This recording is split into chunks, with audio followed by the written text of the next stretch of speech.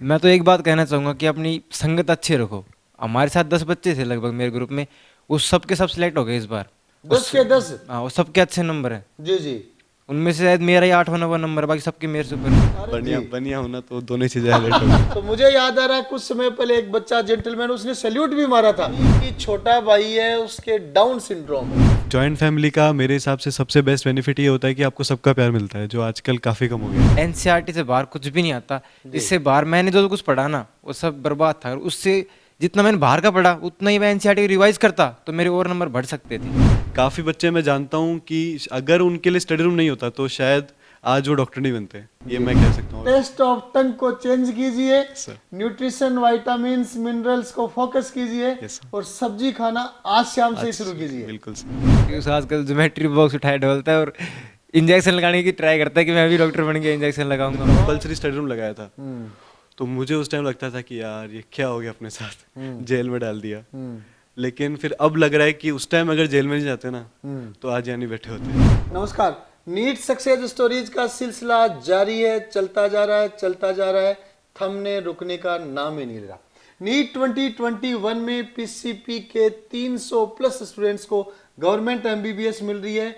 1487 students में से 1487 बच्चों में से मीन्स हर पांचवा बच्चा डॉक्टर बन रहा है। इसीलिए नीट सक्सेस स्टोरीज का सिलसिला चलता जा रहा है, चलता जा रहा है, रुकने थमने का नाम नहीं ले रहा। हमारे बीच में है नीमराना अलवर के तुषार चौधरी जिसने कक्षा 12वीं के साथ नीट 2021 में 660 नंबर हासिल किए हैं। और दूसरा बच्चा है ऋषभ जैन जिसने कक्षा 12वीं के बाद टारगेट फ्रेशर फर्स्ट अटेम्प्ट के साथ 635 अंक हासिल किए और दोनों ने नीट 2021 में सक्सेस हासिल किए। दोनों बच्चों को बहुत बहुत बधाइयां। तो सबसे पहले हम डिस्कशन करते हैं तुषार चौधरी से, नीमराना अलवर से। तुषार, अपने और परिवार के बारे में बताएं। जी, मेरा नाम तुषार चौधरी है। मैं नीमराना गांव से हूँ जो कि अलवर में पड़ता है। नीमराना तो दिल्ली एनसीआर में आ जाता है। हाँ सर, एनसीआर में लगी। लोगों की जमीनें भी बिकी थी अच्छे भावों में नीमराना में। हाँ सर, रिक्को में गई थी जी, उसके। बताएं अपने और परिवार के बारे में। मेरे पापा फैक्ट्री में काम करते हैं, प्राइवेट जॉब करते हैं। और हम 2 भाई हैं। मेरे छोटे भाई को डाउन सिंड्रोम है। Down syndrome. तो सर मुझे कुछ याद आ रहा है, कोई स्टूडेंट मेरे से मिलके गया था, मैंने उसको गिफ्ट भी दिया था, फोटो भी खींची थी। यस सर, वो छोटा भाई था सर मेरा। Very good. ये बात हो गई 12 महीने से ज्यादा पुरानी। हाँ सर, वही है वही। जी जी, आपने डाउन सिंड्रोम जब बताया तब मुझे याद आया। बड़ी इंटरेस्टिंग बातें निकल कर सामने आएगी। पहले परिवार और तुषार के बारे में जानते हैं। जी। तो घर वालों का बचपन से ही था कि चाहे इनकम पापा की थोड़ी कम थी पर कि बच्चे को अच्छा पढ़ाना है ताकि ये 2 बच्चों का अकेला ही कर सके। इसलिए घर वालों ने पहले से ही मेरे को उच्च स्कूल में पढ़ाया जहाँ पे घर वाले अफोर्ड कहाँ से 10वीं पास की आपने? जी, MDVM पार्ले स्कूल है एक पार्ले नीमराना में। स्कूल अच्छा स्कूल माना जाता है। हाँ जी, यस सर। जी तो वहाँ से 10th करी। फिर वहाँ पे ये था कि कंपटीशन नहीं था इतना, बस बोर्ड के अकॉर्डिंग पढ़ाई कराते थे। वहाँ नीट की इनकी तैयारी नहीं थी। जी तब घर वालों ने प्रिंस देख के गए यहाँ से और फिर यहाँ पे डाल दिया मेरे को। जी जी। छोटा भाई है, उसके डाउन सिंड्रोम है। डाउन सिंड्रोम के बारे में मैं बताना चाहूंगा कि एक अपने आप में रेयर बीमारी होती है जिसमें ह्यूमन बीइंग में 46 जो क्रोमोजोम गुणसूत्र होते हैं उसमें 21वां क्रोमोजोम जिसका जोड़ा होता है उसमें 2 की जगह 3 क्रोमोजोम हो जाते हैं, ट्राइसोमी 21 बोलते हैं। और जिसके कारण बच्चों में जन्मजात कुछ व्याधियां रह जाती हैं, हार्ट की तकलीफ रह जाती है, मेंटली ग्रोथ स्लो होती है, मेंटल रिटार्डेशन भी हो जाता है, दिमाग का लेवल भी कमजोर रहता है, शरीर भी होता है उसमें तरह तरह की तकलीफ डेवलप हो जाती है। तो मुझे याद आ रहा है कुछ समय पहले एक बच्चा जेंटलमैन उसने सैल्यूट भी मारा था। Yes, बातें sir. मुझे सही याद आ रही हैं। 12 महीने पुरानी बातें हो गई लेकिन मुझे आज भी तरोताजा याद आ रही हैं कि परिवार ने सोचा ठीक है दोनों बच्चों को अच्छा रखें और एक को अच्छा सक्सेस करें क्योंकि एक फिजिकली सही है। लेकिन मुझे लग रहा है डाउन सिंड्रोम में काफ़ी दफ़ा बच्चों की एज कम रहती है, उम्र कम रहती है, तो सर्वाइवल 2 4 5 साल तक ही रहता है। अच्छी केयर होती है तो भी वो 10-15 साल की उम्र को पार कर पाते हैं। और भाई मेरे हिसाब से कितने साल का हो गया? 16 का हो गया। 16 साल का हो गया। जी। तो मैं इस वीडियो के माध्यम से मैं चाहूंगा हमारी टीम के द्वारा तुषार के भाई की भी फोटो निकाली जाए जो साल भर पहले मैंने उसको सम्मानित किया था और वो फोटोएं भी दर्शकों को इस वीडियो में साथ में दिखाई जाए ताकि सारी स्थितियों का पता चले। जी तो नेक्स्ट परिचय की श्रृंखला में चलते हैं ऋषभ डूंगरवाल, ऋषभ जैन। Yes, जी sir. ऋषभ अपने और परिवार के बारे में बताइए। ऋषभ है विजयनगर अजमेर से। आजकल विजयनगर के भी बच्चे प्रिंस के माध्यम से काफी सक्सेस हो रहे हैं। ऋषभ अपने और परिवार के बारे में बताएं। जी, मेरा नाम है ऋषभ डूंगरवाल। मेरे पापा एक शॉपकीपर हैं। हमारी शॉप है मेन बाजार में विजयनगर किस के। चीज की दुकान है ऋषभ? सर किराने की दुकान है। किराना की दुकान है। तो दुकान में कितनी बार बैठ जाते हो आप सिलेक्शन नीट में सिलेक्शन के बाद? सर सिलेक्शन के बाद तो काफी टाइम से बैठ काफी रहा हूँ। टाइम। जोड़ बाकी हिसाब किताब प्लस में रहता है कि माइनस में, या एग्जैक्टली इक्वल? कोशिश इक्वल की करता हूँ सर। बहुत बढ़िया। जी जी। मेरे पापा और हम सब एक जॉइंट फैमिली में रहते हैं। मेरे एक ताऊ जी हैं, एक ताई जी है, 2 भैया हैं, भाभी और उनके 2 बच्चे हैं। तो जॉइंट फैमिली का मेरे हिसाब से सबसे बेस्ट बेनिफिट ये होता है कि आपको सबका प्यार मिलता है, जो आजकल काफ़ी कम हो गया है। जी बहुत अच्छी बात बता रहे हैं ऋषभ आप। मेरे देखा जाए तो मेरे पे जितना प्यार मेरे मम्मी पापा ने दिया उससे ज़्यादा प्यार मेरे ताऊ जी और ताई जी ने दिया है। ताऊ जी क्या करते हैं?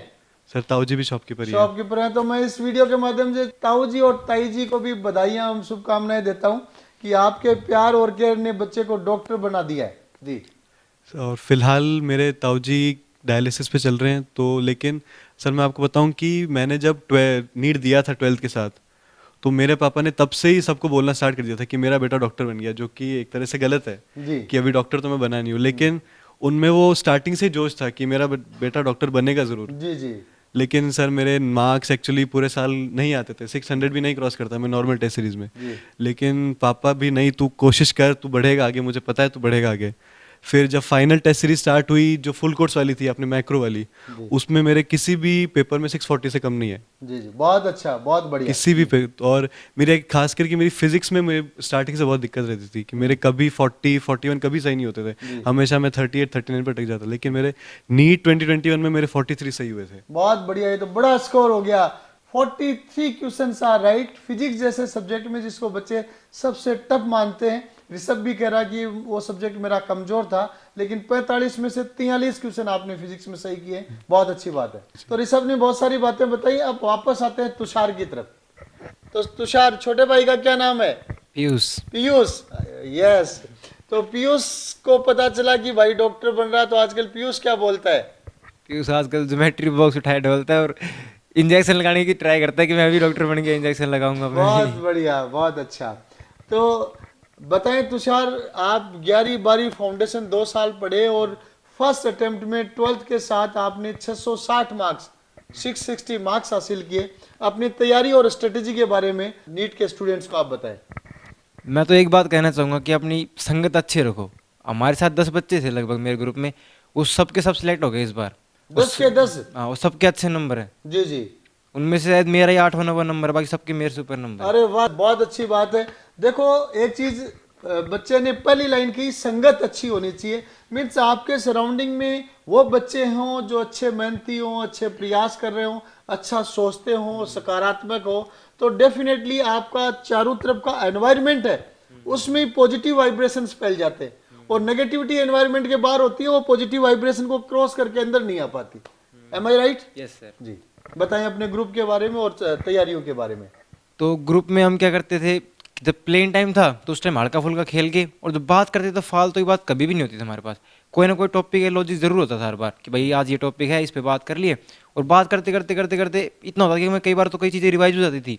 रूम पे जाके हंसी मजाक में हम सारी चीज़ सीख लेते कहीं कहीं। तो बहुत अच्छी स्ट्रेटेजी ये मानी जाती है। तो खेल कौन सा खेलते थे आप? खेल जी, मैं तो वॉलीबॉल खेलता था और बाकी बैडमिंटन भी खेलते थे बाकी दोस्तों कहीं। Very good.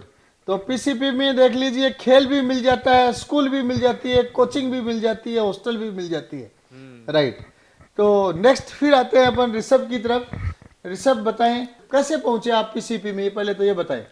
सर मेरे 10th का रिजल्ट कुछ आया था 20 मई को। जी तो पापा ने, मैंने स्टार्टिंग से बोला था पापा मैं कोटा जाऊंगा। जी।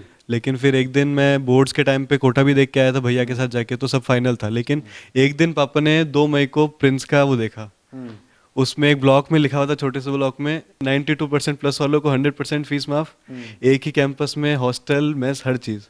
तो बस वही चीज पापा के दिमाग में हाईलाइट हो गई थी। फीस माफ वाली हाईलाइट हुई या एक ही कैंपस वाली हाईलाइट हुई? दोनों ही चीजें दोनों हाईलाइट दोनों हुई। चीज सर बढ़िया होना तो दोनों ही चीजें हाईलाइट हो गई थी। बढ़िया हो तो दोनों चीज हाईलाइटेड है। बहुत फिर अच्छा। पापा ने एक लाइन में मेरे को बोलता था, एक तू कोटा जाएगा वहाँ भी वही पढ़ाई है, तू सीकर जाएगा वहाँ भी पढ़ाई है, दोनों दो जगह तुझे ही पढ़ना है, तो अब तू देख ले। फिर पापा ने बोला, मैंने बोला ठीक है पापा आप कह रहे हो तो एक बार मैं देख के आ जाता हूँ। फिर मैं कुछ शायद 5 जून को आया था, मैं 5 जून को यहाँ पर आया था। 5 जून तो वैसे लेट एडमिशन लेट एडमिशन माना जाता है। 5 जून को मैं आया था तो सोच विचार में ज्यादा रह गए, सोच विचार में ज्यादा बढ़िया कैलकुलेशन ज्यादा करने लग गए। Yes, sir. जी। तो आया तो फिर मैं मिला था सबसे पहले ढिल्लन सर से। फिर सर काउंसलर सर ने कैंपस दिखाया मुझे। सबसे अच्छा मुझे सबसे ज्यादा डर था मेरा पापा को कि ये खाएगा क्या, क्योंकि मेरे घर पे खाने के बहुत नाटक है। जी मैं सब्जियां नहीं खाता। जी जी। तो पापा ने बोला तू तो रह, आप डॉक्टर बनने जा रहे हैं, सब्जियां नहीं खाते, विटामिन कहाँ से लेंगे? वही डांट पड़ती सर मुझे पूरे जी। टाइम घर पे। तो पापा ने बोला तू खाएगा, पहले मेस देख सबसे पहले, बाकी चीजें बाद में। पापा ने मेस देखी और सबसे अच्छी चीज लगी पापा को यहाँ की दाल। जी जी मेरे पापा ने मुझे बोला तेरे को दाल अच्छी लग रही है, तू 6 महीने दाल खा लेगा, जी उसके बाद क्या खाएगा? जी। मैं बोला नहीं पापा मैं खाऊंगा। मैं और मुझे 3 साल निकले, मैंने केवल दाल खाई। बहुत अच्छा। इतनी लेकिन टेस्टी दाल आप थी। डॉक्टर बन चुके हैं, टेस्ट ऑफ टंग को चेंज कीजिए, सर। न्यूट्रिशन विटामिन मिनरल्स को फोकस कीजिए, Yes, sir. और सब्जी खाना आज शाम से ही शुरू कीजिए। बिल्कुल सर। Thank you Rishabh. फिर आते हैं तुषार की तरफ। तुषार बताएं, नीट एक्सपीरियंस के लिए कोई स्पेशल सक्सेस टिप्स बताएं, और हॉस्टल का कोई ऐसा एक्सपीरियंस जो आपको बार बार याद आता हो। हॉस्टल का एक्सपीरियंस तो एक छुट्टी वाला याद आता है कि जी। जब छुट्टी होती थी तो हम सारे दोस्त एक दूसरे से मिलते थे, सब पैकिंग करते थे और इतने चाव से जाते थे भाई कि बस अब तो पूछ समझ। जैसे कोई विदेश से देश में आ रहे हैं। हाँ जी फिर घर जाके सबको एक दूसरे को फोन करते थे कि पहुंच गया क्या रहा, सबके हाल चाल पूछते थे। फिर चाहे छुट्टी चाहे 10 दिन की हो चाहे 50 दिन, कितने दिन की हो, हमेशा कम ही लगती है। जी जी फिर वापस आते आते तो दोबारा फोन करते थे कि यार आ गए। फिर सभी एक बात कहते थे छुट्टी कम पड़ गई यार, थोड़ी और मिलती तो और अच्छा हो जाता। जी जी। वो याद आता है सार बार। लेकिन वो घर जाने का, हॉस्टल्स में जब रहते हैं तो घर जाने का जो चाव रहता है वो एक्स्ट्रा ऑर्डिनरी। हाँ बहुत खुशी होती है। सामान पहले दिन ही पैक करने लग जाते हैं। हाँ एक दिन रात पहले को सोने से पहले सामान पैक। जी बहुत अच्छा। तो फिर आते हैं ऋषभ की तरफ। हॉस्टल का आप कोई मेमोरेबल मोमेंट बताएं। सर मेमोरेबल मोमेंट मेरा भी वही छुट्टियों वाला ही है कि एक्चुअली जैसे हम जैसे छुट्टियों से आते थे तो सब बच्चे तो पढ़ाई में लग जाते थे। मेरा यह था मैं पहले रफ कॉपी पे कैलेंडर बनाता था जी जी। कि जैसे होली 20 तारीख की है तो आज से लेकर के 20 तारीख की कितने दिन है, हाँ। मैं रोज उनको काटता था। रोज काटते, दिन काटते थे। वही सर। लेकिन दिन तो आजकल लोग कहते हैं भाई कुछ काम नहीं हो, फ्री हो तब कहते हैं दिन वही काटते सर, हैं। मुझे वही सब कहते थे तेरे को काम नहीं है क्या जो तू पूरे दिन दिन काटता रहे, लेकिन बस इससे मुझे मोटिवेशन मिलता था जी जी। कि यहाँ अपन आराम से पढ़ रहे हैं। इतना दिन हो चुका है, इसको आपने दिन काटने को पॉजिटिव डायरेक्शन में लिया, नेगेटिव में नहीं लिया। जी जी। यही था। और फिर वही कि छुट्टियों में घर जाने का सबसे ज्यादा चाव रहता था कि हम लोग सब, जैसे आप अपनी यहाँ की परंपरा है कि घर जाने वाले दिन टेस्ट होता है, जी जी। तो वो टेस्ट का भी डर रहता था कि यार पता नहीं टेस्ट अच्छा नहीं गया, और इसलिए टेस्ट रख देते हैं ताकि बच्चा पहले भगे नहीं। भगे नहीं। और टेस्ट भी early in the morning, early in the morning था, 6-7 बजे ही शुरू। 7 बजे टेस्ट दो और घर जाओ। कि तुम घर पहुंचोगे उससे पहले तुम्हारा रिजल्ट पहुंच जाएगा। हाँ घर पहुंचोगे, उस पहले दिन बच्चों को समझाया जाता था कि सुबह early in the morning test लगेगा, और घर पहुंचोगे उससे पहले रिजल्ट पहुंच जाएगा, इसलिए टेस्ट को गंभीरता से दें। गंभीरता से लेते, तो इस चक्कर में पढ़ाई भी करनी पड़ती थी, तो थोड़ा एक्साइटमेंट थोड़ा सा कम हो जाता था जो हमेशा रहता था, लेकिन फिर भी घर जाने का चाव सर हमेशा ही रहता था सबको। तो एक फिर क्वेश्चन करता हूँ, प्रिंस पीसीपी का सिस्टम, हॉस्टल सब डिसिप्लिन माने जाते हैं, और डिसिप्लिन की बहुत जगह प्रशंसाएं भी होती हैं। कई बार बच्चा ये भी मानता है कि पाबंदियां हैं और ज्यादा हैं। तो जब आप रहते थे उन दिनों की आपकी सोच और आज की सोच में क्या है? सर फर्क तो यही है कि जैसे उस टाइम जब हमारे स्टडी रूम लगता था, एक टाइम आप जब 12th में थे तब एक कंपलसरी स्टडी रूम लगाया था, तो मुझे उस टाइम लगता था कि यार ये क्या हो गया अपने साथ, जेल में डाल दिया। लेकिन फिर अब लग रहा है कि उस टाइम अगर जेल में नहीं जाते ना तो आज यहाँ नहीं बैठे होते। बहुत अच्छी बात है, वो स्ट्रगल, वो एफर्ट्स आगे जाके अच्छे रिजल्ट्स पे कन्वर्ट होते हैं। कन्वर्ट। चलें फिर तुषार की तरफ। तुषार, नीट 12वीं के साथ आपने नीट में 660 नंबर हासिल किए, सक्सेस टिप्स बताएं। एनसीईआरटी से बाहर कुछ भी नहीं आता। इससे बाहर मैंने जो कुछ पढ़ा ना वो सब बर्बाद था, और उससे जितना मैंने बाहर का पढ़ा उतना ही मैं एनसीईआरटी रिवाइज करता तो मेरे और नंबर बढ़ सकते थे। 660 नंबर आके भी आप संतुष्ट नहीं दिख रहे? सर वो कई सिली मिस्टेक हो जाती है तो फिर दुख बहुत होता है जी जी। कि यार ये क्यों हुई, ये नहीं होनी चाहिए थी। अरकात 10 बच्चों का ग्रुप था, मैं 8वें 9वें नंबर पे था। हाँ। 660 नंबर वाला बच्चा भी 10 बच्चों के ग्रुप में 8वें 9वें नंबर पे है।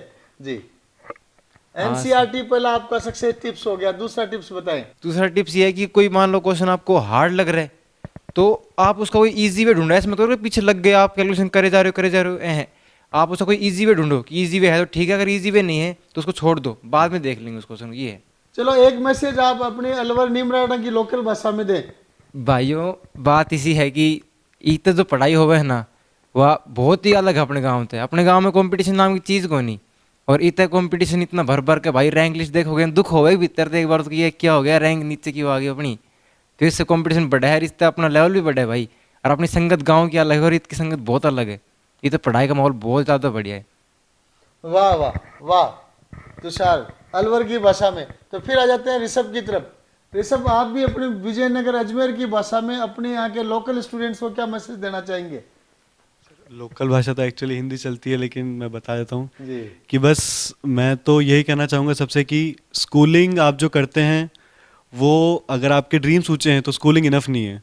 मेरा यही मानना है कि कम से कम आपको 10th के बाद अपने गोल की तरफ लग जाना चाहिए। मेरा ये मानना है कि कोटा में आपको कंपटीशन मिलेगा, लेकिन कोटा में बाकी चीज़ें बहुत मिलेगी जो कि मुझे नहीं लगता सही है।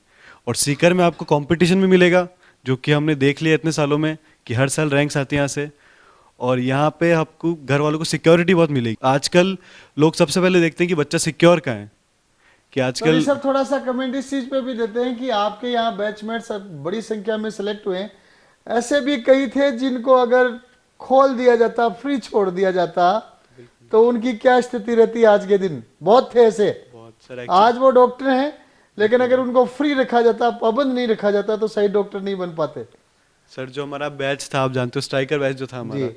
उस पर काफी सारे टीचर्स ने मेहनत की थी। इनकी मेहनत इतनी थी कि ये स्टार्टिंग में तो लग गए थे पीछे, बस तुम स्टडी रूम आओ, स्टडी रूम और स्टडी रूम, और कुछ नहीं करना। रूम पे हम जानते हो तुम कितना पढ़ लेते हो, इसलिए जितना ज्यादा हो सके स्टडी रूम में आओ। तो ये मेहनत सबसे ज्यादा थी, क्योंकि काफी बच्चे मैं जानता हूँ कि अगर उनके लिए स्टडी रूम नहीं होता तो शायद आज वो डॉक्टर नहीं बनते। ये मैं कह सकता हूँ। बहुत बढ़िया। तो बहुत ही इंटरेस्टिंग बातें डिस्कस हुई तुषार चौधरी और ऋषभ डूंगरवाल के साथ। दोनों ही बच्चे नीट के स्कोरर्स हैं। मैं एक बार पुनः आपको बधाइयां देता हूं, पूरे परिवार को बधाई देता हूं, और साथ में आपके छोटे भाई को मैं हाय हेलो को बोलता हूं इस वीडियो के माध्यम से कि वो छोटा चैंपियन है और भविष्य में हेल्थ उसकी अच्छी रहे। Thank you, wish you all the best both of you. Thank you sir.